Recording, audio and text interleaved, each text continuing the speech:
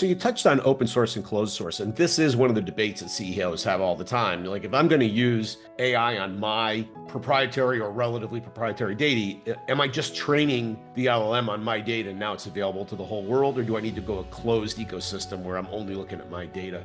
How do you help people think about, are you really exposing all your data to the universe? Is that a problem, or should we go closed? How do we think through that decision? Well, you don't go closed versus open to solve that problem. I mean, the real dilemma between closed and open source LLMs is with open source LLMs, you can see what the guardrails are. The guardrails are published, right? Telling the LLM you can't do this. If somebody asks you for the recipe to build a nuclear bomb, you will stop that. That's guardrails, right? Right. In an open source LLM, those are published, weights they're called. Those are published and people can see them, so you can decide if you want to use that LLM. In a closed source LLM, you don't see that.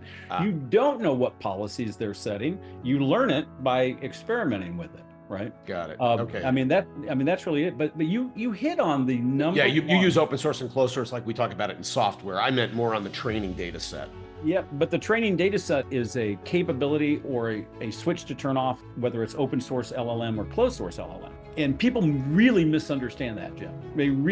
They're still stuck in 2023. Oh my God, it's going to the cloud. It's training. Every reputable LLM today has controls that says, do not use my data for training. And every responsible software company, of which we are one, would never unleash an AI solution on our customers that takes their data and trains an LLM. Ever. Got it. It just wouldn't ever happen. So this is just a setting in the software, basically. A setting in the software, yes. Yeah. Perfect. And oftentimes has to do with what tier you're on. If you're on a free tier, beware, right? Yeah. I mean, yeah. It's free at a cost. What's the line from The Social Network? If it's free, then you're the product.